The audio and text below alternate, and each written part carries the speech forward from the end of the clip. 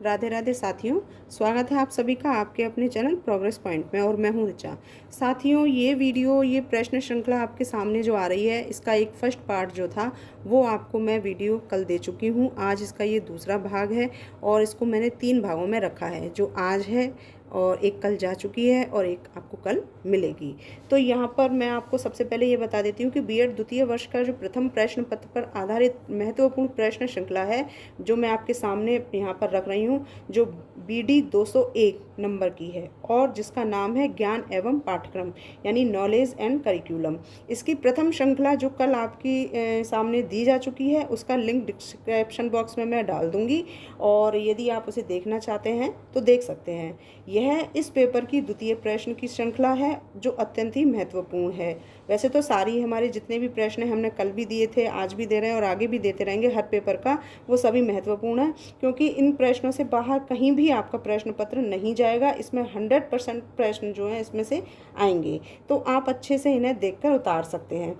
इस प्रश्न श्रृंखला को 3 भागों में मैंने विभाजित किया है, जो एक कल वीडियो के आपके पास जा चुकी है और एक भाग यही है जो इस वीडियो में आप देख रहे हैं और तीसरा भाग इसके बाद वाली वीडियो में होगा।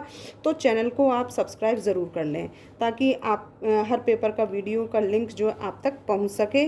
और चैनल पर पहली बार आए हैं तो भी चैनल को सब्सक्राइब कर लीजिए, और यदि आप पहले से ही मौजूद हैं तो आपका बहुत बहुत स्वागत है।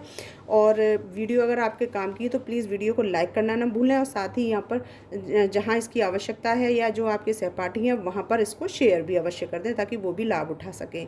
अब यहाँ पर हम सभी जानते हैं कि हमारे प्रश्न जो हैं पिछली बार से ऑब्जेक्टिव टाइप ही सारे प्रश्न उत्तर हमारे आ रहे हैं। इसके अंदर जो भी पेपर हमारे कराए जा रहे हैं और फाइनल ईयर के ही होने हैं। फर्स्ट ईयर जो है बीएड का वो प्रमोट किया जा चुका है, तो यहाँ पर हमारा बीएड सेकेंड ईयर के प्रश्न आएंगे। तो उसी से संबंधित मैं हर प्रश्न पत्र का यहाँ पर लेकर के आई हूँ, क्योंकि डॉक्टर भीमराव अंबेडकर आगरा यूनिवर्सिटी जो है हमारी, वहाँ से संबंधित ये सारे प्रश्न हैं। लेकिन सभी जगह से हम देख सकते हैं इसको कि अक्सर प्रश्न यहीं से और ऐसे ही आते हैं, बस थोड़ा सा उलटफेर हो जाता है, बाकी सभी कुछ एक जैसा ही होता है पाठ्यक्रम का। तो यहाँ पर मैंने आपको कल जो बताया था 2 यूनिट के कंप्लीट मैंने बताए थे। आज जो आप इस वीडियो में देख रहे हैं ये हमारी यूनिट 3 है और इसका जो टाइटल है वो है ज्ञान के प्रसारण के लिए संगठनात्मक वातावरण। तो मैं यहाँ पर हमारी इसमें 5 यूनिट्स हैं और पाँचों यूनिट्स को मैं कराऊंगी, तो 3 भागों में मैंने रखा है। 1.5 यूनिट अभी आज की वीडियो में होगा, बाकी जो 1.5 यूनिट रह जाएगी वो मैं आपको कल की वीडियो में कराऊंगी। बाकी 2 यूनिट मैंने आपको कल करा दी हैं। तो अब ज़्यादा समय हम नहीं लेते हैं, क्योंकि बहुत लंबी हमारी वीडियो हो जाती है। आपको वैसे एक चीज़ और मैं बता दूं कि कुछ इसमें टिपिकल वर्ड्स होते हैं, वहाँ पर जैसे बच्चों को समझ में नहीं आता तो वो मुझे कमेंट बॉक्स में बता सकते हैं कि इस शब्द का तात्पर्य क्या है, तो मैं वहाँ पर उसका आंसर बता दूंगी। दूसरी बात ये है कि अगर आप मेरे व्हाट्सएप पर मैसेज करके बताते हैं कोई भी इस तरह की समस्या है जो आपकी समझ से बाहर है और आप उसका सॉल्यूशन चाहते हैं, तो मुझे आप व्हाट्सएप मैसेज कर सकते हैं। और व्हाट्सएप मैसेज जो है उस नंबर पर करें, आप नंबर नोट कर लीजिए। नंबर है मेरा 9760529776। इस नंबर पर आप मुझे मैसेज कर सकते हैं, और जो भी आपके प्रश्न समझ में नहीं आ रहा है या फिर इसकी कोई टिपिकल लैंग्वेज है वहाँ पर, तो आप मुझे वहाँ पर कांटेक्ट कर सकते हैं मेरे व्हाट्सएप मैसेज पर। ठीक है, तो क्योंकि वीडियो बहुत ज़्यादा लंबी हो जाती है, इसलिए हम यहाँ पर प्रश्नों को उसी हिसाब से रखते हैं, और कोई भी प्रश्न छूटना भी नहीं चाहिए, क्योंकि यहीं से 100% आपके सभी प्रश्न आने हैं। ये आप इसको अच्छे से देख लीजिए और समझ लीजिए। ठीक है, अब हम बिना समय गंवाए अपना ये यूनिट जो है स्टार्ट कर देते हैं। तो आज हमारी ये 3rd यूनिट है इसमें, और इसके अंतर्गत जो दे रखा है ज्ञान के प्रसारण के लिए संगठनात्मक वातावरण।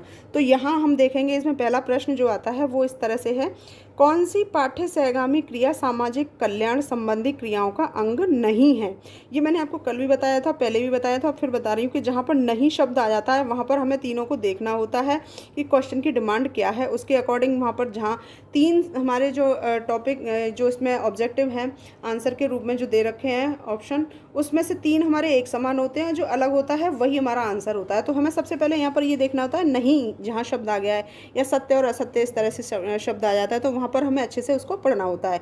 तो इसमें दे रखा है कौन सी पाठ्य सहगामी क्रिया सामाजिक कल्याण संबंधी क्रियाओं का अंश नहीं है। तो यहाँ पर जो उत्तर आएगा उसका आएगा निबंध प्रतियोगिता। इसका उत्तर है डी, निबंध प्रतियोगिता। ठीक है, अगला प्रश्न है हमारा, त्रिभाषा सूत्र प्रस्तुत किया गया। तो यहाँ पर जो आंसर है वो सी है, यानी कि 1968 में।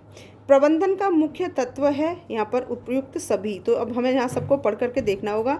ए है संगठन, बी है नियंत्रण, तीसरा है नियोजन। तो यहाँ पर ये सभी इसके अंदर आ रहा है। प्रबंधन का जो मुख्य तत्व होता है वो ये तीनों होते हैं, तो आंसर हमारा डी आता है, उपयुक्त सभी। लैंग्वेज शब्द की उत्पत्ति हुई, तो यहाँ पर हम जो है लिखेंगे, इसका आंसर है यहाँ पर सी, फ्रेंच भाषा के लैंग्वा से।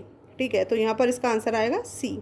भाषा में त्रिभाषा सूत्र की सिफारिश किस आयोग द्वारा की गई, तो इसका आंसर है कोठारी आयोग द्वारा। तो आंसर ए। भाषा शिक्षण में प्रयोग की जाने वाली वे सामग्रियां जिनका प्रयोग सुनने में किया जाता है कहलाती हैं श्रव्य सामग्रियां, क्योंकि यहाँ पर सुनने शब्द में आया है तो वो श्रव्य होता है हमारा, यानी श्रव्य में से सुनना। ठीक है, तो आंसर होगा इसका बी।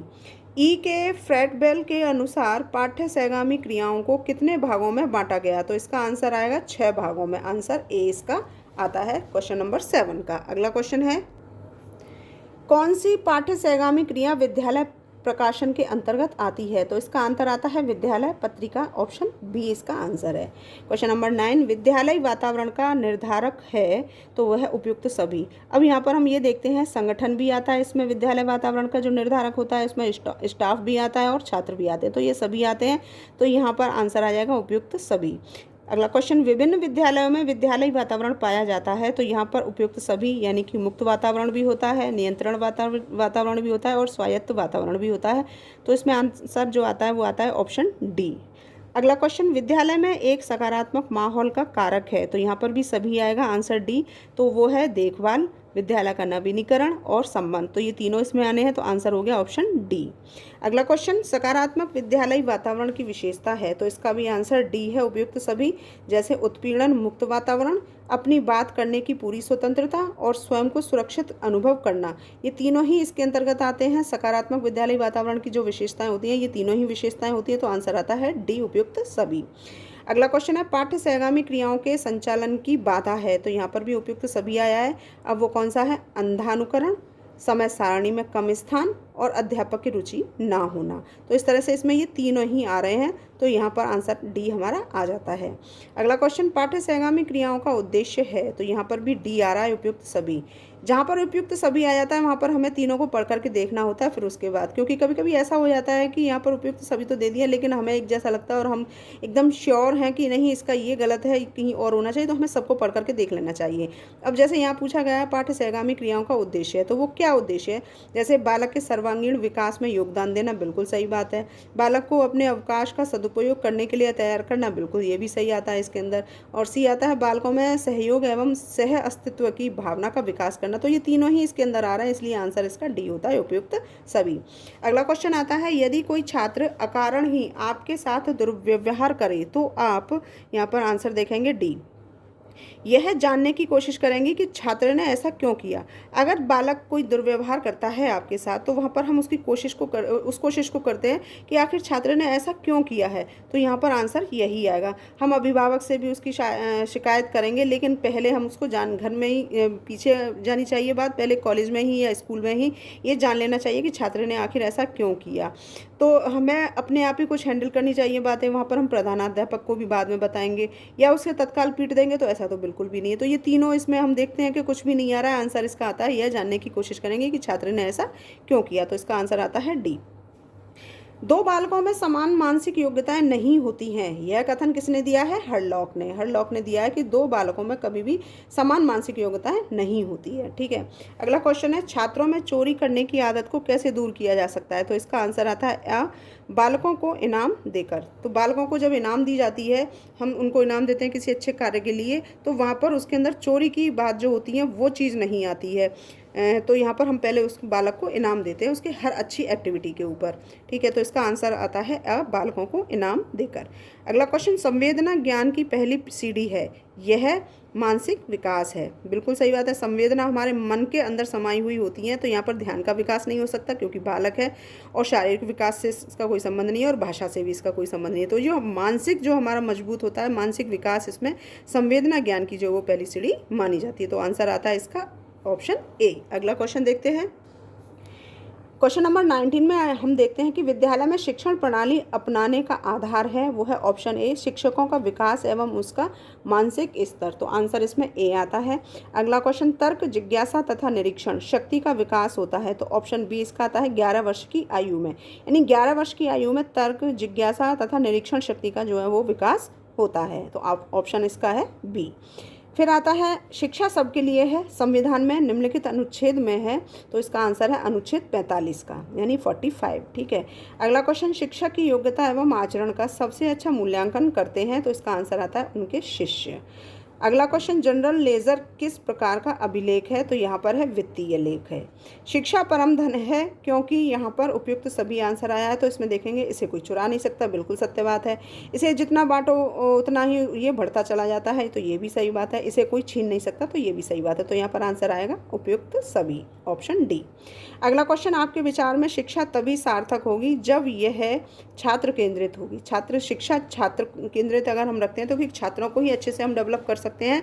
तो यहाँ पर समाज के ऊपर शिक्षा नहीं अगर दी जाती है तो वो उसमें भी छात्र इन्वॉल्व होते हैं। पाठ्यक्रम केंद्रित होती है तो वो पाठ्यक्रम भी छात्रों के लिए बनता है। रोजगार के आधार से अगर शिक्षा दी जाती है तो वो भी छात्रों के हिसाब से ही होती है। तो यहाँ पर आंसर आ जाएगा हमारा ऑप्शन बी, छात्र केंद्रित हो। अगला क्वेश्चन, आपके विचार में प्राइमरी शिक्षा निःशुल्क करने से यहाँ पर साक्षरता बढ़ेगी। आंसर आता है ऑप्शन ए। क्वेश्चन नंबर अगला है, पाठ्य सहगामी क्रियाएं आधारित हैं। यहाँ पर उपयुक्त सभी, जैसे क्रिया के सिद्धांत पर, रुचि के सिद्धांत पर, नियोजन के सिद्धांत पर। तो यहाँ पर ये सभी आते हैं, इसमें आंसर डी। निम्न में से कौन सा कथन सत्य नहीं है। तो आंसर सी इसका आता है, शिक्षक जन्मजात होते हैं। अगला विचार हमारा आता है, आपके विचार में शिक्षण क्या है। तो यहाँ पर एक कौशल है। आंसर है बी। शिक्षा के प्रचार एवं प्रसार से उपयुक्त सभी, जैसे लोकतंत्र मजबूत होता है, आर्थिक विकास की दर बढ़ती है, अंधविश्वास में कमी आती है। तो ये तीनों इसके अंदर आते हैं। तो आंसर डी हमारा आ जाएगा उपयुक्त सभी। अगला क्वेश्चन देखते हैं, अच्छा शिक्षण प्रकार है। तो यहाँ पर डी आंसर आता है, उच्च शिक्षण योग्यताओं एवं विधियों का। ठीक है। फिर अगला क्वेश्चन है, एक अच्छा अध्यापक वह है जो, आंसर आता है, अपने विषय में प्रवीण होता है। ठीक है। तो आंसर ए। शिक्षा के चरित्र निर्माण के उद्देश्य से हमें विद्यालय में किस प्रकार की क्रियाओं का संगठन करना होगा। तो आंसर है उपयुक्त सभी, यानी डी। उसमें क्या होता है कि पाठ्य सहगामी क्रियाओं का भी होता है, नैतिक व्यवहार का भी होता है और सामाजिक क्रियाओं का भी होता है। तो आंसर इसमें आएगा उपयुक्त सभी, आंसर डी। आपके विचार में शिक्षा का उद्देश्य होना चाहिए। तो आंसर है ए, बालक का सर्वांगीण विकास। बिल्कुल सही बात है, जब शिक्षा का जो उद्देश्य होता है वो बालक का सर्वांगीण विकास ही होता है। तो आंसर ए। अगला क्वेश्चन, विद्यालय में किन विषयों को महत्वपूर्ण स्थान प्रदान किया गया है। तो वो है उपयुक्त सभी, जैसे कि विज्ञान है, प्रौद्योगिकी है, इंजीनियरिंग है। तो ये सभी हमारे इसमें आते हैं। विद्यालय में जो विषय होते हैं उसमें महत्वपूर्ण स्थान इन सबको दिया गया है। तो आंसर आएगा उपयुक्त सभी, डी। स्कूल में पर्यावरण शिक्षा आवश्यक है। तो वो है छात्रों में पर्यावरण चेतना जगाने के लिए। Answer A. प्रबंधन का मुख्य तत्व है, डी, उपयुक्त सभी, जैसे नियोजन, संगठन, नियंत्रण। तो ये सभी इसमें आएंगे। तो आंसर डी। बाल केंद्रित शिक्षा को किस दिशा में विकसित किया गया है। उपयुक्त सभी, जैसे योग्यताओं की, अभिरुचियों की, शक्तियों की व संवेगों की। तो आंसर डी हमारा इसमें आता है। किसने कहा कि विद्यालय समाज का लघु रूप है। तो वो है ड्यूबी ने। ड्यूबी ने कहा है कि विद्यालय जो है वो समाज का एक लघु रूप होता है। अगला क्वेश्चन, विद्यालय संगठन का उद्देश्य बालकों को समाज के किन हितों की रक्षा करना सिखाना होता है। तो आंसर आता है सी, उपयुक्त दोनों, यानी कि ए और बी दोनों आएंगे इसमें। तो समाज के आदर्शों का, और बी आता है समाज की मान्यताओं व मूल्यों का। तो इसमें आंसर आएगा सी, उपयुक्त दोनों का।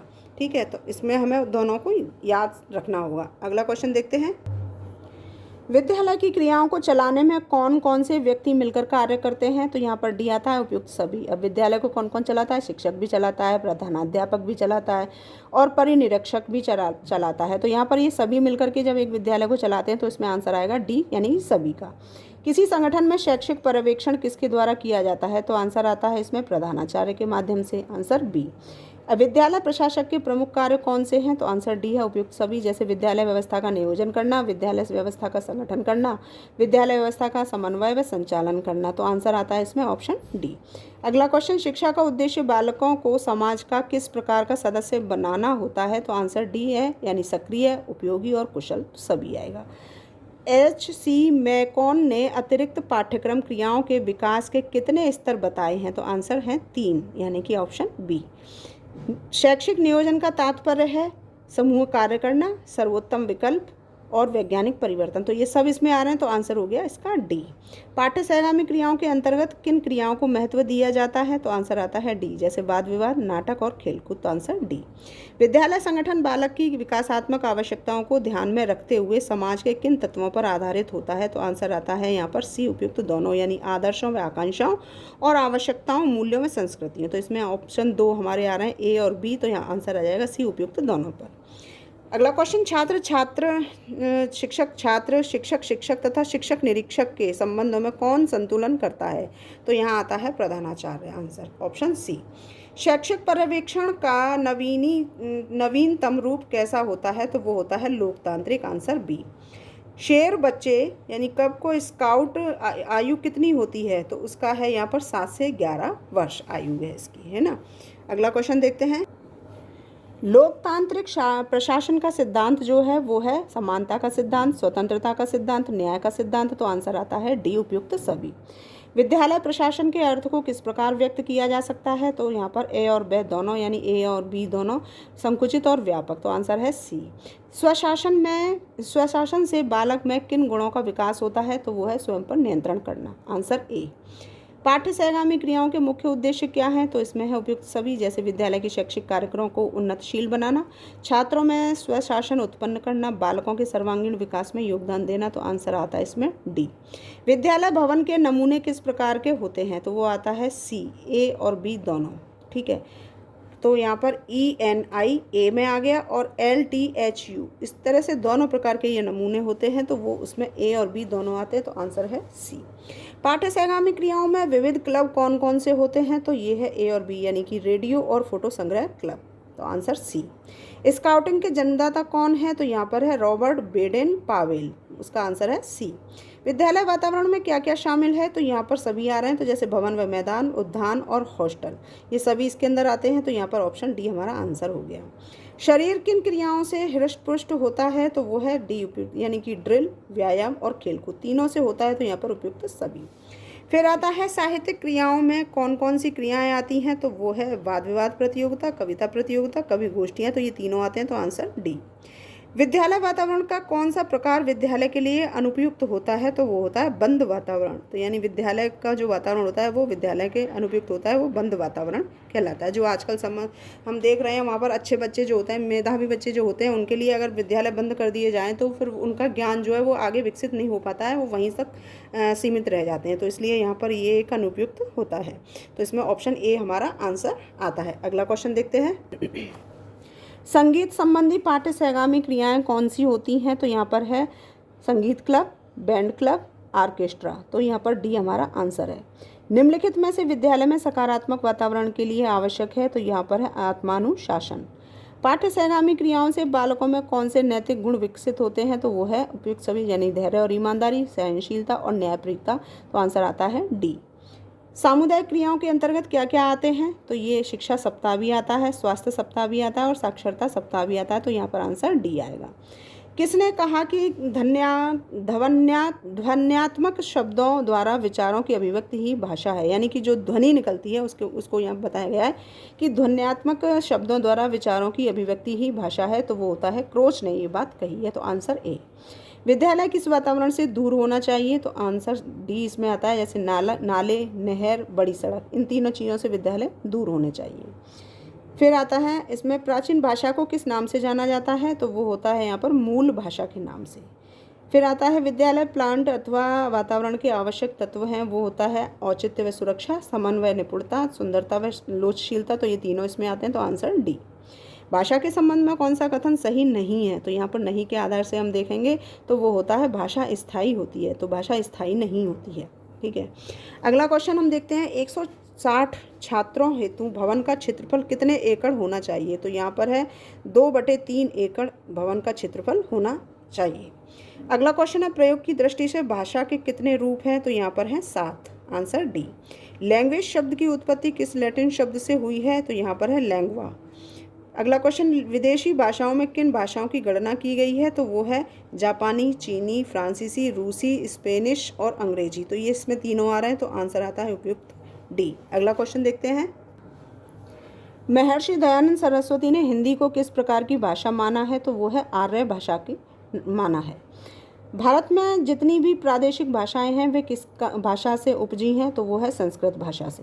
हिंदी को किस प्रकार की भाषा माना गया है, तो वो है हमारा राष्ट्रभाषा और सरकारी भाषा, यानी इसमें आंसर आता है डी, इसमें बी और सी, यानी कि सरकारी भाषा और राजभाषा। तो यहाँ पर आंसर आता है हमारा बी और सी, यानी सरकारी भाषा और राजभाषा के नाम से। ठीक है। अवधी, ब्रज एवं भोजपुरी आदि कैसी भाषाएं कहलाती हैं, तो वो है जनपद भाषा, क्योंकि वो वहाँ पर जनपद के आधार से, क्षेत्र के आधार से बोली जाती हैं। फिर आता है यहाँ पर बेलार्ड ने मातृभाषा को कितने भागों में विभाजित किया है, तो वो आता है 2। फिर आता है चिंतन की योग्यता का भाषा की अन्य योग्यताओं से कैसा संबंध है, तो वो है सीधा सीधा संबंध। तो ऑप्शन बी आंसर। निम्नलिखित में से माँ से ली गई भाषा कहलाती है यहाँ पर मातृभाषा। जो मातृभाषा होती है जिसको हम सीखते हैं माँ के माध्यम से, वो कहलाती है मातृभाषा। स्वीकृत त्रिभाषा सूत्र के अंतर्गत माध्यमिक शिक्षा के प्रत्येक बालक को कितनी भाषाएं अनिवार्य रूप से पढ़नी होंगी, तो वो होती हैं 4। हिंदी भाषा की बोलियां कौन सी होती हैं, तो यहाँ पर ब्रज भी होती है, अवधी भी होती है और भोजपुरी भी होती है। तो यहाँ पर ये उपयुक्त सभी, यानी कि ऑप्शन डी आंसर। हिंदी क्षेत्र में कितनी बोलियां हैं, तो यहाँ पर हैं 18 बोलियां। किसके अनुसार भाषा वह व्यापार है जिससे हम वर्णात्मक या व्यक्त शब्दों के द्वारा अपने विचारों को प्रकट करते हैं, तो वो है महर्षि पतंजलि। अगला क्वेश्चन, भारत सरकार ने मंडल द्वारा निर्मित त्रिभाषा सूत्र को कब स्वीकार किया, तो वो किया था 1968 में। तो आंसर है डी। अगला क्वेश्चन देखते हैं। भाषा का प्रथम रूप क्या है, तो वो आता है मातृभाषा, आंसर ए। संविधान के किस अनुच्छेद के अनुसार हिंदी हमारी राष्ट्रभाषा है, तो वो है अनुच्छेद 343, यानी 343। क्वेश्चन नंबर अगला है हमारा 90। भारतीय संविधान में हिंदी को कौन सा दर्जा दिया गया है, तो वो है राजभाषा। समिति क्षेत्र में बोले जाने वाली भाषा को क्या कहते हैं, वो है क्षेत्रीय भाषा, ऑप्शन डी आंसर। विद्यालय में कितनी भाषा पढ़ाई जाए, तो वो है 4 भाषाएं। किस प्रक्रिया में छात्रों में योग्यता विकास तथा ज्ञानार्जन का विकास होता है, तो वो होता है गहन अध्ययन। फिर है हिंदी भाषा की लिपि क्या है, वो है देवनागरी। बच्चों के लिए सबसे आसान भाषा है, वो है मातृभाषा। सस्वर वाचन को कौन सी अभिव्यक्ति सशक्त होने लगती है, तो वो है मौखिक। पशु पक्षियों की ध्वनियाँ किस परिधि में आते हैं, वो है भाषा के माध्यम से। व्यक्तिगत वाचन के पहले की प्रक्रिया क्या कहलाती है, तो वो है सामूहिक वाचन। संस्कृति विद्वानों की भाषा को किस नाम से जाना जाता है, तो वो है देववाणी के नाम से। छात्र द्वारा दिए गए वाचन को क्या कहते हैं, तो वो है व्यक्तिगत वाचन। तो यहाँ पर ये हमारे 100 क्वेश्चन है। आगे हम देखते हैं। ध्वनि, शब्द एवं वाक्य रचना का ज्ञान हिंदी शिक्षण में किस उद्देश्य के अंतर्गत आते हैं, तो वो है ज्ञानात्मक। भाषा क्या है, वो है भावाभिव्यक्ति का माध्यम और सांकेतिक भावाभिव्यक्ति। तो इसमें ए और बी दोनों आएंगे, तो आंसर आएगा सी। हिंदी को किस वर्ष राजभाषा घोषित किया गया, तो वो है 1949 में। ठीक है। व्याकरण एवं रचन किसके रूप हैं, वो है भाषा के। निम्न में वाचन की विधियां कौन सी हैं, तो यहाँ पर स्वरोच्चार विधि भी है, संयुक्त विधि भी है, कविता विधि भी है। तो यहाँ पर ऑप्शन डी इसका आंसर आएगा, उपयुक्त सभी। कहानी सुनने वालों में किस गुण का होना आवश्यक है, तो वो है भाषा पर विचार, अच्छी स्मरण शक्ति और विनोदी स्वभाव। तो ये तीनों इसमें आएंगे, तो आंसर आएगा डी, उपयुक्त सभी। अगला क्वेश्चन, लेखन कौशल में लेखन अभ्यास कराना कौन सी अवस्था कहलाती है, तो वो है चतुर्थ अवस्था। हिंदी में मौखिक या लिखित रचना के अभ्यास से किसका अभ्यास होता है, तो वो आता है यहाँ पर सी, वाक्य रचना का। अगला क्वेश्चन, कविता शिक्षण के कितने उद्देश्य बताए गए हैं, तो वो है ए 11। लिखित भाषा की इकाई क्या है, वर्ण। लेखन कौशल में श्रुति लिपि, प्रतिलिपि कौन सी अवस्थाओं की विधियाँ कहलाती हैं, द्वितीय अवस्था। अगला क्वेश्चन, लिखित भाषा के अंतर्गत भाषा किस रूप में रहती है, वो है स्थायी रूप में। अगला क्वेश्चन देखते हैं। किस अभिव्यक्ति में व्यक्ति लिखित रूप से कार्य करता है, वो होता है मौखिक में। निम्नलिखित में से श्रुति लिपि के भेद क्या हैं, उपयुक्त सभी। जैसे अध्यापक का उच्चारण स्पष्ट हो, बालकों के पास उचित लेख सामग्री हो, छात्र को ठीक आसन पर बैठाया जाए। तो ये सभी इसमें आएंगे, तो यहाँ पर आंसर आएगा डी। श्रुति लिपि की कितनी विधियाँ होती हैं, तो वो होती हैं 4। नाटक शिक्षण में निम्नलिखित में से किसका महत्व है, वो है मौन पाठन। मूल्यांकन शब्द किस प्रकार का अर्थ देता है, मापन का। निबंध का पहला व मुख्य आधार क्या है, भाषा। अच्छे मूल्यांकन की कितनी विशेषताएं होती हैं, 7। निम्नलिखित में से कौन सा तत्व नाटक का तत्व नहीं है? वर्णन। मूल्यांकन किस प्रकार का होना चाहिए? यथार्थ। भाषा शिक्षण में व्याकरण के कितने रूप होते हैं? 3। हिंदी शिक्षण में सबसे अधिक किसका मूल्यांकन होता है? मूल्यांकन का। कहानी और उपन्यास में किस कारण समानता है? तो यहाँ पर है कल्याण समिति, आंसर डी। अगला क्वेश्चन, मूल्यांकन का अभिन्न अंग है यहाँ पर शिक्षण। हिंदी भाषा में व्याकरण सिखाने की सबसे उत्तम विधि कौन सी है? प्रयोग विधि। नाटक लिखने के लिए पर्याप्त संख्या किस विषय में सबसे अधिक पाई जाती है? हिंदी। प्राथमिक स्तर पर मूल्यांकन की सर्वाधिक उपयोगी विधि है मौखिक परीक्षा विधि। मातृभाषा के माध्यम से दी गई शिक्षा बच्चों का कौन सा विकास करती है? चारित्रिक और नैतिक दोनों, तो आंसर है सी। विद्वानों ने लेखन शिक्षण की कितनी प्रणालियों को स्वीकार किया है?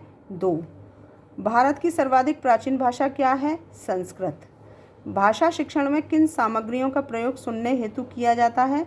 रेडियो का भी किया जाता है, टेप रिकॉर्डर का भी किया जाता है, ग्रामोफोन का। तो यहाँ पर ये तीनों आएंगे, तो आंसर है सी। अब आप यहाँ पर ये कहो कि आज के समय में इन चीज़ों का कोई महत्व नहीं है, ये चीज़ नहीं है, लेकिन यहाँ पर और कोई दे नहीं रखा है, तो ये तीनों इसमें समाहित होते हैं। तो यहाँ पर आज वर्तमान के समय में नहीं, इसको सभी रूप से देखा गया है, तो यहाँ पर ये तीनों आएंगे, तो आंसर है इसका डी। 2 वर्ष की आयु तक के बालक के पास कितने शब्दों का भंडारण होता है? तो वो होता है यहाँ पर 270 शब्द। ठीक है। कहानी के संदर्भ में किसका ध्यान रखना नितांत आवश्यक है? तो यहाँ पर कहानी का चयन करना, कहानी की भाषा और यहाँ पर कहानी कहने की शैली जो होती है उस पर। तो यहाँ तीनों आ रहे हैं, तो आंसर आता है डी। देवनागरी लिपि की विशेषता है एक ध्वनि के लिए एक वर्ण प्रतीत होता है, एक प्रतीक के लिए एक ही ध्वनि व्यक्त होती है, दूसरी लिपि वैज्ञानिक और लिखने में सुगम है। तो यहाँ पर ये सभी आएंगे, तो आंसर आएगा डी। भाषा कैसी होनी चाहिए? तो यहाँ पे विषयानुकूल होनी चाहिए और अवसरानुकूल होनी चाहिए। तो इसमें ए और बी दोनों आएंगे, तो आंसर आएगा इसका सी। क्वेश्चन नंबर आगे देखते हैं। जन्म से लेकर 2 वर्ष की आयु तक के चरण में इंद्रियों के जरिए बच्चा प्राप्त करता है यहाँ पर प्राथमिक अनुभव। पियाजे ने बालक के ज्ञानात्मक विकास के अध्ययन के विषय में कितने वर्षों तक अध्ययन किया है? वो है 50 वर्ष तक। भाषा का विकास किस पर निर्भर करता है? वो है अभिप्रेरणा पर, अनुबंधन पर और अनुकरण पर। तो ये तीनों इसमें आते हैं, तो आंसर होगा डी। बच्चा कहाँ से मातृभाषा को सीखता है? परिवार से। बालक के विकास की प्रक्रिया एवं विकास की शुरुआत कैसे होती है? बहिर्मुखी व्यक्तित्व के माध्यम से। ब्रजभाषा मूलतः कहाँ की भाषा है? तो वो है ब्रज क्षेत्र की। अधिगम का मुख्य आधार क्या है? परिपक्वता। वर्तमान समय में स्कूलों में मैत्री और प्रसन्नता का जो वातावरण दिखता है उसका कारण है मनोवैज्ञानिक उपचार। प्रत्येक स्वर व व्यंजन को क्या कहते हैं? वो है अक्षर। शिक्षा मनोविज्ञान किस प्रकार के पूर्वानुमान कर सकता है? तो वो है संबंधों को ज्ञात करके। अधिगम का अर्थ ज्ञान के अतिरिक्त प्राप्त करना है, तो वो है अनुभव। भाषाई ध्वनि कहाँ से उत्पन्न होती हैं? वो होता है यहाँ पर वक्ता के वाग्यत यंत्र से। ठीक है। अगला क्वेश्चन देखते हैं। अध्यापक की सहायता शिक्षा मनोविज्ञान करता है? डी। तो यहाँ पर आंसर आएगा उपयुक्त सभी। तो जैसे मूल्यांकन विधियों के ज्ञान से, पाठ्य पुस्तक के चयन से और बालक को समझने के लिए। तो यहाँ पर आंसर आएगा डी, उपयुक्त सभी। शिक्षक को अनुसंधान की ओर रुचि रखनी चाहिए क्योंकि शिक्षक के ज्ञान का विकास होता है। तो ऑप्शन ए आंसर। कक्षा में आप कैसे प्रश्न करना पसंद करेंगे? तो यहाँ पर है जिनका उत्तर देने के लिए छात्रों को कुछ सोचना पड़े, तो ऐसे प्रश्न हम पूछेंगे, क्योंकि उससे सोचने से बच्चे की तर्क शक्ति जो है वो बढ़ती है। स्मरण शक्ति और तर्क शक्ति दोनों बढ़ती हैं। शिक्षण प्रक्रिया में निम्नलिखित में से सर्वाधिक महत्वपूर्ण कौन है? तो वो होता है शिक्षक। निम्नलिखित में सामाजिक प्रेरक है, वो होता है आत्मगौरव। अधिगम का शिक्षा में योगदान है व्यवहार परिवर्तन में, समायोजन में और नवीन अनुभव प्राप्त करने में। तो ये तीनों इसमें आएंगे, तो आंसर आएगा डी। किशोरावस्था जीवन का सर्वाधिक कठिन काल है, ये आंसर आता है इसमें किलपैट्रिक का। ये किलपैट्रिक ने कहा है। व्यक्तित्व की अंतिम विशेषता है निर्देशित लक्ष्य की प्राप्ति करना। तो आंसर है डी। कक्षा में छात्र व्यवहार को अनुशासित करने वाला प्राथमिक कारक होना चाहिए, वो है छात्र प्रेरणा। प्रेरणा छात्र में रुचि उत्पन्न करने की कला है। तो आंसर है इसका थॉमसन का। ये कथन थॉमसन का है। लैटिन शब्द पार्सोना का संबंध है, वो है व्यक्तित्व से। इसका आंसर है बी। अगला क्वेश्चन इस तरीके से है। व्यक्ति के स्वाभाविक विकास को कहते हैं अभिदृष्टि। निम्नलिखित में जैविक प्रेरक हैं नींद, और यहाँ पर इंट्रोडक्शन ऑफ साइकोलॉजी नामक पुस्तक किसने लिखी है? वो लिखी है हिलगार्ड तथा एटकिसंस। तो आंसर डी। व्यक्तित्व की महत्वपूर्ण अवस्था है शैशवावस्था। प्रेरकों की प्रत्याशा का अंतिम परिणाम होता है तनाव में वृद्धि। निम्न में से कौन प्रेरणा के स्रोत हैं? तो यहाँ पर आवश्यकताएं भी हैं, चालक भी है और उद्दीपन भी है। ये तीनों इसमें आते हैं, तो आंसर है डी। छात्र क्रिया द्वारा सरलता से सीखते हैं क्योंकि छात्र क्रिया स्वयं करते हैं। जितना अच्छा आप कर सकते हैं करें, किसने कहा है? तो वो कहा है जॉन बेसले ने। दो बालकों के में समान मानसिक योग्यता नहीं होती है, तो वो है हरलॉक ने ऐसा कहा है। द राष्ट्र of children to free and compulsory education bill Lok Sabha में पारित किया गया, तो वो किया गया था 4 अगस्त 2009 को। जिस प्रकार सेना के अस्तित्व के लिए अनुशासन का होना आवश्यक है, उसी भांति अनुशासन विद्यालय के लिए भी महत्वपूर्ण है। ये किसने कहा है? पी रेन ने कहा है। अगला क्वेश्चन, औपचारिक ज्ञान का क्या उद्देश्य होता है? तो वो होता है मानव का मानसिक विकास। बढ़ते हैं अगले क्वेश्चन की तरफ। किसने विद्यालय प्रबंध एवं प्रशासन के सिद्धांत प्रतिपादित किए हैं? तो वो है एडमसन ने। दंड एक बुरी वस्तु है और उसकी अवहेलना भी की जानी चाहिए, किस दार्शनिक के अनुसार है? तो वो है पी रेन के अनुसार। निरौपचारिक शिक्षा किस प्रकार की प्रक्रिया होती है? वो है चेतनशील। किसने कहा कक्ष ऐसा स्थान है जहाँ छात्र अपने जीवन निर्माण काल का अधिकतर समय व्यतीत करते हैं? तो वो है यहाँ पर शिक्षाविद फिलिप जैक्सन। अनुशासन स्पष्टतः मनः शक्तियों का विकास है, तर्क शक्ति का विकास तथा ज्ञान की उपलब्धि। यह कथन किसने कहा है? लिंडले का है।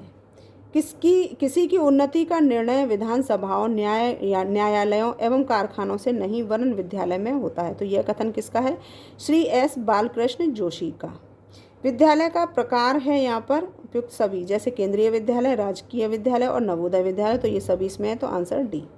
नगर पालिका, जिला परिषद, पंचायत समितियां तथा छावनी बोर्ड द्वारा संचालित विद्यालयों को कहा जाता है, तो आंसर आता है ए स्थानीय निकाय के विद्यालय। विद्यालय का कार्य है यहाँ पर, तो इसमें तीनों हैं, छात्रों का बौद्धिक विकास करना, छात्रों का शारीरिक विकास करना, छात्रों का चारित्रिक एवं नैतिक विकास करना, तो इसमें ये तीनों आएंगे, तो आंसर आ जाएगा इसका उपयुक्त सभी डी। अगला क्वेश्चन, विद्यालय प्रबंध तथा प्रशासन का मुख्य तत्व है इसमें योजना, संगठन और नियंत्रण, तो ये तीनों इसमें आते हैं, तो आंसर हो गया इसका डी। अगला क्वेश्चन, पाठ्य सहगामी क्रियाओं का उद्देश्य है यहाँ पर बालकों के सर्वांगीण विकास में योगदान देना, बालकों को अपने अवकाश का सदुपयोग करने के लिए और बालकों में सहयोग तथा सह अस्तित्व की भावना का विकास करना, तो ये तीनों इसके अंदर आएंगे, तो आंसर हो जाएगा डी। पाठ्य सहगामी क्रियाओं का प्रकार है इसमें डी, यानी दैनिक प्रार्थना सभा, विषय संबंधी समिति, शैक्षिक भ्रमण एवं पिकनिक, तो ये सभी इसमें आएंगे, तो आंसर डी। प्रशासन की दृष्टि से पाठ्य सहगामी क्रियाओं का संगठन किस विधि से किया जा सकता है? तो वो है सभी, यानी केंद्रीयकरण, पर्यवेक्षण, छात्रों की सहभागिता, तो इसमें ये सब आएंगे, तो आंसर आ जाएगा डी। पाठ्य सहगामी क्रियाओं से लाभ है इसमें वो छात्रों में नवीन प्रकार की अभिरुचियों का विकास होना, छात्रों में नैतिक गुणों के विकास होना और छात्रों में नागरिकता के गुणों का विकास होना, तो ये तीनों इसमें आएंगे, तो आंसर होगा डी। त्रिभाषा सूत्र का प्रतिपादन सर्वप्रथम किसने और कब किया था? तो वो उसमें आंसर आता है केंद्रीय शिक्षा सलाहकार बोर्ड 1956 में। ठीक है, अगला क्वेश्चन, त्रिभाषा सूत्र पर विचार करने के लिए मुख्यमंत्रियों का सम्मेलन किस वर्ष आयोजित किया गया था? तो वो है 1961 में। विद्यालय वातावरण का प्रकार है, तो यहाँ पर खुला वातावरण, बंद वातावरण और स्वायत्त वातावरण, तो ये तीनों आते हैं, तो आंसर है डी। विद्यालय वातावरण के कितने निर्धारक होते हैं? तो वो आता है यहाँ पर 5। विद्यालय कक्षा में विद्यालयी वातावरण का प्रभाव पड़ता है, वो आता है छात्रों के अधिगम पर, शिक्षकों के शिक्षण पर, छात्रों की शैक्षिक उपलब्धि पर, तो ये तीनों इसमें आने, तो आंसर है डी। औपचारिक शिक्षण की संस्था है इसमें, वो है विद्यालय। अगला क्वेश्चन देखते हैं, एक अच्छे शिक्षण की मुख्य विशेषता क्या है? तो यहाँ पर आंसर आता है सुनियोजित प्रक्रिया, उपचारात्मक प्रक्रिया और तार्किक प्रक्रिया, तो यहाँ पर ये तीनों इसमें आते हैं, तो आंसर आता है डी। बालक की शिक्षा का प्रथम विद्यालय है, वो है परिवार। सांस्कृतिक क्रियाओं के अंतर्गत आती है, वो आती है संगीत, नाटक और नृत्य, तो ये तीनों इसमें आते हैं, तो आंसर हो गया डी। स्काउटिंग और गाइडिंग का मुख्य उद्देश्य है इसमें नागरिकता एवं राष्ट्रीयता का विकास करना। पाठ्य सहगामी क्रियाओं का मुख्य उद्देश्य है, तो आंसर आता है छात्रों को समायोजित व्यक्तित्व प्राप्त करने में मदद। क्वेश्चन नंबर अगला देखते हैं, भाषा का आधार नहीं है, तो वो है मानसिक रूप। भाषा सीखने में सहायक कारण या तत्व कौन से हैं? तो वो है भाषाई, सामाजिक और वैयक्तिक, यानी कि व्यक्तिगत, तो ये तीनों इसमें आते हैं, तो आंसर डी। भाषा का आवश्यक गुण नहीं है, तो यहाँ पर है निष्ठा। प्रयोग की दृष्टि से भाषा के कितने रूप होते हैं, तो वो होते हैं 3। समाज का लघु रूप है, तो वो है स्कूल। राष्ट्रीय संचालन समिति के अध्यक्ष कौन है, तो वो है प्रोफेसर यशपाल। अगला क्वेश्चन, भाषा के पक्ष हैं यहाँ पर ध्वनि विज्ञान, रूप विज्ञान, वाक्य विज्ञान, तो इसमें सभी आएंगे, तो आंसर हो जाएगा डी।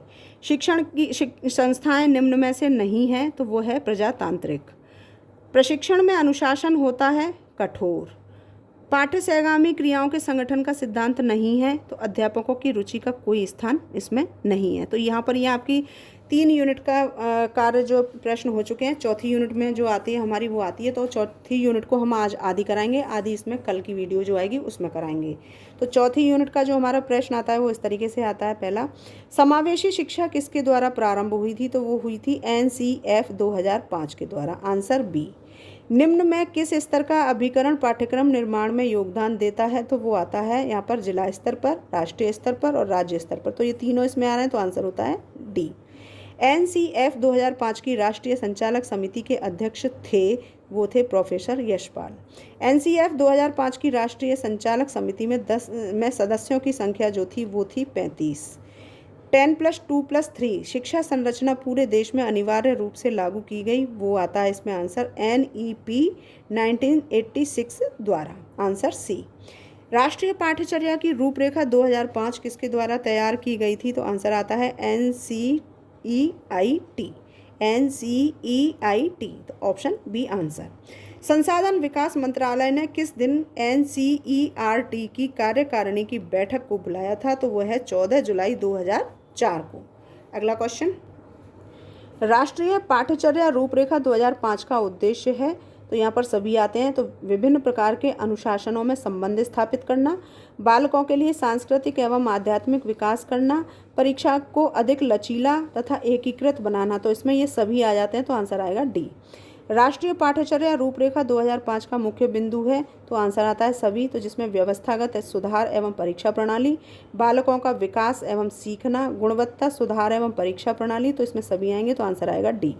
NCF 2005 ने उत्तम शिक्षक का गुण बताया है, वो है शिक्षक ग्रहणशील और निरंतर सीखने वाला हो, मानसिक, सांस्कृतिक एवं राजनीतिक संदर्भों में छात्रों को समझ सकें, छात्रों के साथ मानवीय संबंध स्थापित करने वाला हो, तो इसमें ये तीनों आने हैं, तो आंसर हो गया डी। राष्ट्रीय पाठ्यचर्या 2005 का सिद्धांत जो है वो है ज्ञान को विद्यालय के बाहरी जीवन से जोड़ना, रटने वाली प्रणाली से शिक्षा को मुक्त करना, सभी बालकों के लिए कक्षा में समावेशी वातावरण उत्पन्न करना, तो ये तीनों इसमें आने हैं, तो आंसर हो जाएगा डी। राष्ट्रीय पाठ्यचर्या रूपरेखा 2005 की किन कक्षाओं से संबंधित है, तो इसका आंसर आएगा कक्षा 1 से 12 तक। निम्नलिखित में से कौन सा सिद्धांत राष्ट्रीय पाठ्यक्रम संरचना 2005 का एक सिद्धांत नहीं है, तो यहाँ पर है निरंकुशता का सिद्धांत। निरंकुशता का सिद्धांत, आंसर डी। कौन सा सिद्धांत राष्ट्रीय पाठ्यचर्या रूपरेखा 2005 का नहीं है, तो वो आंसर आता है धर्म का सिद्धांत, आंसर डी। राष्ट्रीय पाठ्यक्रम की रूपरेखा 2005 किसके द्वारा तैयार की गई थी, तो वो आता है NCERT के द्वारा, तो ऑप्शन बी आंसर। निम्नलिखित में से कौन शिक्षण प्रक्रिया का भाग है, तो वो है यहाँ पर विद्यार्थी, शिक्षण और पाठ्यक्रम, ये तीनों इसमें आ रहे हैं, तो आंसर है इसका डी। अगला क्वेश्चन देखते हैं, राष्ट्रीय पाठ्यचर्या रूपरेखा 2005 को कितने अध्यायों में बांटा गया है, तो वो है 5 अध्यायों में। नया पाठ्यक्रम 2005 किन जगहों पर सभा आयोजित करके तैयार किया गया था, तो वो है यहाँ पर मैसूर, भोपाल, भुवनेश्वर और अजमेर और शिलांग में, तो ये तीनों इसमें आ रहे हैं, तो उपयुक्त सभी। प्राथमिक शिक्षा होती है यहाँ पर कक्षा 1 से 5 तक की। पूर्व बाल्यावस्था में बालकों का किस प्रकार का विकास होता है, तो वो स्वास्थ्य का भी होता है, सामाजिक भी होता है और तर्क संगत विचार करने का, तो तीनों इसमें आते हैं, तो आंसर डी। नीतियों का निर्माण किया जाता है, वो आता है ए और बी दोनों, यानी संगठन में और प्रशासन में, आंसर आता है इसका डी। राष्ट्रीय पाठ्यचर्या रूपरेखा 2005 के द्वितीय अध्याय का नाम है, तो वो है सीखना और ज्ञान, तो आंसर ए। शिक्षा के मुख्य अंग कौन से हैं, तो यहाँ पर है अध्यापक भी है, विद्यार्थी भी है और पाठ्यक्रम भी है, तो ये तीनों इसमें आएंगे, तो आंसर हो जाएगा डी। प्राथमिक शिक्षा कितने वर्ष तक बालकों के लिए गुणात्मक रूप से आवश्यक है, तो वो है 14 वर्ष तक। योजना आयोग 1950 ने कितने वर्ष की विद्यालय शिक्षा पर बल दिया था, तो वो था 12 वर्ष की अवस्था पर। प्रधानाध्यापक जन्मजात व निर्मित दोनों होता है, यह किसने कहा है, ये कहा है पी रेन ने, तो ऑप्शन सी आंसर। गणित विषय का पाठ्यक्रम बालकों के किन स्तरों को ध्यान में रखकर बनना चाहिए? तो वो आंसर आता है यहाँ पर सोचने समझने, विश्लेषण करने, तर्कसंगत विचार करने। तो इसमें आएंगे तीनों, तो आंसर डी। नई शिक्षा नीति में किनकी उपलब्धियों को राष्ट्र स्तर पर विकसित किया जाएगा? तो आंसर आता है सभी का, तो यानी शिक्षकों की, छात्रों की और शिक्षण संस्थाओं की। तो तीनों इसमें आने, तो आंसर इसमें डी हो गया। अगला क्वेश्चन देखते हैं। किस सामाजिक कारक की भूमिका पाठ्यक्रम में नहीं होती है? तो वो होती है शिक्षक की जाति का। माध्यमिक शिक्षा आयोग के अनुसार शिक्षा का कौन सा उद्देश्य नहीं है? तो वो है धार्मिक प्रवृत्ति का विकास। निम्नलिखित में से कौन सा तत्व पाठ्यक्रम निर्माण परिकल्पना का निर्धारक तत्व है? तो वो है उपयुक्त सभी, यानी क्षेत्र, एकीकरण और क्रम। तो ये तीनों आएंगे, तो ऑप्शन डी इसका आंसर होगा। राष्ट्रीय पाठ्यक्रम संरचना शिक्षक शिक्षा 2009 को कितने अध्यायों में विभाजित किया गया है? तो वो है 6। पाठ्यक्रम के निर्माण के मुख्य सिद्धांत कौन से हैं? तो वो आता है अनुभवों की पूर्णता, सरलता, विषयों का सहसंबंध। तो यहाँ पर होगा डी। महात्मा गांधी ने बुनियादी शिक्षा पाठ्यक्रम का विकास कब किया था? तो वो है 1937 में। पाठ्यक्रम आयोजित करने का मुख्य आधार है, वो है बालकों का आयु वर्ग और बालकों की मानसिक क्षमता। तो इसमें ये दोनों आएंगे, तो यहाँ पर ऑप्शन सी आंसर आएगा। उच्च शिक्षा के पाठ्यक्रम विकास हेतु राधाकृष्णन आयोग का गठन कब किया गया था? तो वो था 1949 में, 1949 में। करिकुलम शब्द की उत्पत्ति किस भाषा से हुई थी? तो वो हुई थी लैटिन भाषा। लड़कियों हेतु पाठ्यक्रम में कौन से विषय रखे गए हैं? वो है पाक शिक्षा, गृह कार्य, सिलाई, कढ़ाई, स्वास्थ्य शिक्षा। तो ये तीनों चीज़ें इसमें आते हैं, तो आंसर आता है इसमें डी। क्वेश्चन आगे है। मानव संसाधन विकास मंत्रालय ने NCERT की कार्यकारिणी की बैठक को किस दिन बुलाया था? तो आंसर आता है सी, 14 जुलाई 2004 को। अगला क्वेश्चन है। एज ऑफ प्रोबाइटरी कहते हैं, प्रोबाइटरी इसका आंसर है पूर्ण किशोरावस्था का। प्रतिभाशाली बालक की समस्या होती है परिवार में समायोजन, विद्यालय में समायोजन, समाज में समायोजन। तो यहाँ पर सभी आता है, तो आंसर डी है, ये तीनों इसमें आते हैं। निम्नलिखित में से कौन सा उपागम पाठ्यक्रम निर्माण का उपागम नहीं है? तो आंसर इसमें ए है, प्रकार उपागम। विशिष्ट बालकों के प्रमुख प्रकार हैं, वो आते हैं दृष्टिबाधित, अस्थिबाधित, श्रवण बाधित। तो यहाँ पर ये सभी आते हैं, तो आंसर है डी। विकास के परिणाम स्वरूप व्यक्ति में नवीन विशेषताएं और नवीन योग्यताएं प्रकट होती हैं। तो यह कथन जो कहा है वो हरलॉक ने कहा है। निम्नलिखित में से कौन सा तत्व पाठ्यक्रम चयन हेतु मानदंड नहीं है? तो वो है छात्रों का आर्थिक स्तर, ऑप्शन सी। मानसिक रूप से पिछड़े बालकों की बुद्धि लब्धि होती है यहाँ पर 140 से ऊपर। निम्न में से कौन सा कारक व्यक्ति की बुद्धि या विकास को प्रभावित करता है? तो वो भोजन भी है, व्यायाम भी है और ग्रंथियों की क्रियाशीलता भी। तो तीनों इसमें आएंगे, तो आंसर डी इसका होगा। बालक के विकास की प्रक्रिया एवं विकास की शुरुआत होती है, तो वो जन्म से पूर्व तक हो जाती है। विशिष्ट यानी कि गर्भ से ही शुरू हो जाती है। विशिष्ट बालकों से तात्पर्य है यहाँ पर प्रतिभाशाली बालक। शैक्षिक दृष्टि से बाल विकास की अवस्था जो है वो है शैशवावस्था, बाल्यावस्था और किशोरावस्था। तो तीनों इसमें आएंगी, तो आंसर होगा डी। किस आयु वर्ग की लड़कियां तेजी से बढ़ती हैं? तो वो है 12 से 14 वर्ष की आयु की जो लड़कियां होती हैं वो तेजी से बढ़ती हैं। अगला क्वेश्चन देखते हैं। छात्रों को अपने ज्ञान का जीवन में प्रयोग करने हेतु, तो यहाँ पर है शिक्षण के समय भिन्न भिन्न उदाहरण पर बल देंगे। तो आंसर बी। प्रतिभाशाली बालकों की शिक्षा व्यवस्था का स्वरूप है, तो वो है योग्य शिक्षक, विशिष्ट शिक्षक, विशिष्ट कार्यक्रम। तो सारे आएंगे इसमें, तो ऑप्शन डी आंसर। हमारी शिक्षा प्रणाली में मुख्य सुधार इस कारण से नहीं हो पाता क्योंकि शिक्षक उदासीन है, आंसर सी। पर्यावरण शिक्षा को प्रयोगशालाओं में पाठ्यक्रम का अंग बनाना उपयुक्त होता है, तो इसका आंसर आता है बी, पर्यावरण जीवन का महत्वपूर्ण अंग है। श्रवण बाधित के शिक्षण एवं प्रशिक्षण में प्रयुक्त करते हैं, वो है होठों का प्रशिक्षण, वाणी का प्रशिक्षण, सांकेतिक भाषा। तो ये तीनों इसमें आते हैं, तो आंसर डी है। पाठ्य पुस्तक को भली प्रकार स्मरण करने हेतु निम्न में कौन सबसे उचित है? तो वो आता है सही उत्तर को पुनर्वर्लित करेंगे। तो यहाँ पर होगा ऑप्शन बी आंसर। मंद अधिगामी बालकों की शिक्षा व्यवस्था का स्वरूप है, तो वह शैक्षिक उपलब्धि। राष्ट्रीय शिक्षा नीति में किस पर मुख्य जोर दिया गया है? तो वो है व्यावसायीकरण पर, आंसर ए। दृष्टिबाधित बालक ज्ञान अर्जित करते हैं, वो श्रवण इंद्रियों से और स्पर्श इंद्रियों से। तो यहाँ पर ए और बी दोनों आएंगे, तो आंसर है सी।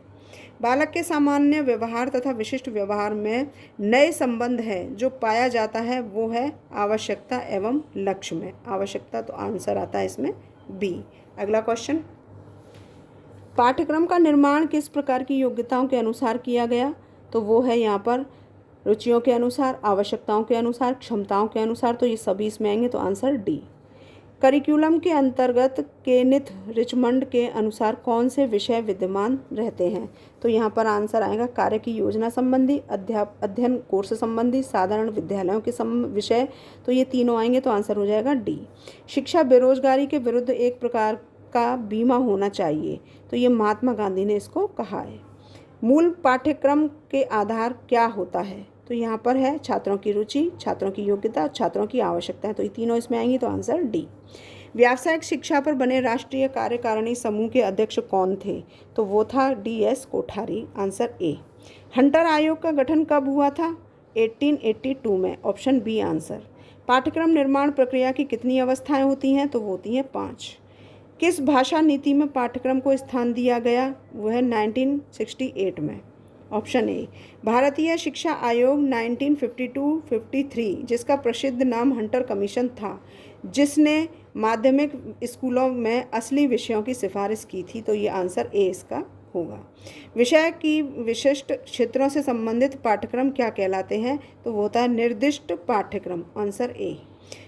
और मैं इसमें अब अंतिम प्रश्न इसका रख रही हूँ यहाँ पर, कोठारी आयोग की रिपोर्ट का क्या नाम है? तो वो है शिक्षा और विकास। तो यहाँ पर आज मैंने इतना रखा है, यानी आधी यूनिट मैंने इसकी 4th की ली है। अब हमारी आधी यूनिट जो है वो अगली वीडियो में आपको कल मिलेगी। तो इस तरीके से मैंने यहाँ पर रखा है, क्योंकि वीडियो बहुत लंबी हो जाती है, फिर वहाँ पर जो है मैं भी थोड़ी सी परेशान हो जाती हूँ और आप भी नहीं समझ पाएंगे, तो दोनों में होता है।